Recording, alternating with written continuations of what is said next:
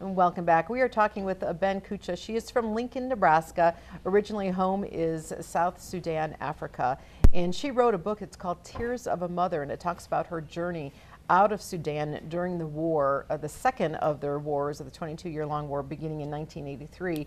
And we were just talking about, how you journeyed from where you were, and like Ronnie, you asked during the break the question about how do you know where you're going? Yeah. How did the groups of people that were trying to escape the civil war and the genocide, how did you know which direction to start? Well, when you hear the sounds of gun, if you hear just this big sound of gun machine, you don't need to wait. You just go.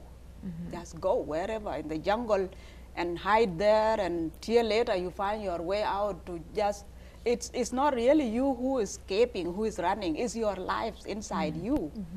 That's what forcing you until you find wherever God, later God can take it over from there. Yes. And we also asked her during the break, what did you eat? Leaves. Yeah.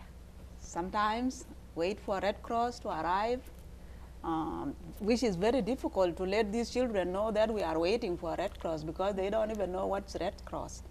All they do is just grab these empty containers and hit you with it. I need food, I need food. And you have nothing to give them. So that's the difficult part. Sending them every night. Like my children, I used to just tell them to go inside the hut with the empty stomach. They go crying until they fall asleep crying, which is very, very hard for you, the mother. They cry to you, you cry to God. And we look at this video right now, this is what you saw and your children saw. You saw war and you heard this. Explain to us, you were so young when this happened. How do you think you got through all of that we just saw? I think God was leading me, and the hope that was in my heart, my faith, and I know that there is hope. It was just there in my heart every time. I kept promising my children, and that's the reason I wrote the book, because I promised one of my boys when he was just born in this small hut. And in the morning, this man came into the hut. We were 4 women, and said, the airplane is coming to bomb right now. Go, go. So each one of us just grabbed the babies, and I ran with my baby. And later, I heard the airplane is very close. I ran into this gate and jumped into a hole with the people. They always dig some holes for the hiding when the airplane is bumping. So I jumped in with my baby boy, who was just born last night. Oh my goodness. Yes, and I talked to him while I was in the hole. I said, Jock, his name is Jock. Jock, if you leave, I will tell the story. And my tears were just dropping into his face, and Jock made it. We went through a lot. Yes, and so did I. Yes, and so did I. And what a beautiful title for the book then, Tears of. You remember that? How old is Jock now?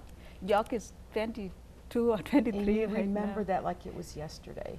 Yes, I will never forget it. I used to work at Mayo Clinic, and I always forget what is called MRD number when we punch in our numbers at the computer. I always forget that 4 numbers, but I never forget my story. That's what my supervisor told me, because I always ask him about that number, MRD number. And I always talk to him about what happened in Sudan. And one day he was like, Ben, how come you don't remember these 4 digits? And you always remember the year and the date, whatever happened to you in Sudan. So when you got to Ethiopia, then what? When I got to Ethiopia, my husband was already there, because they were forced by the government to leave the country. So he was there. I met him there. We made a home there. We made it our home with my baby daughter. Later I had 2 more, and I was pregnant, and the war started again.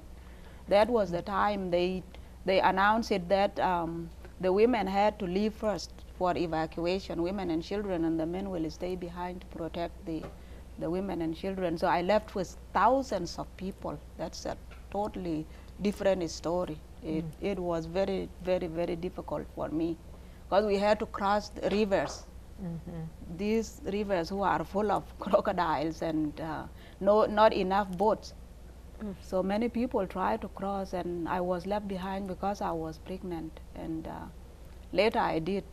Some people came and helped me, my husband's relative, and crossed with me.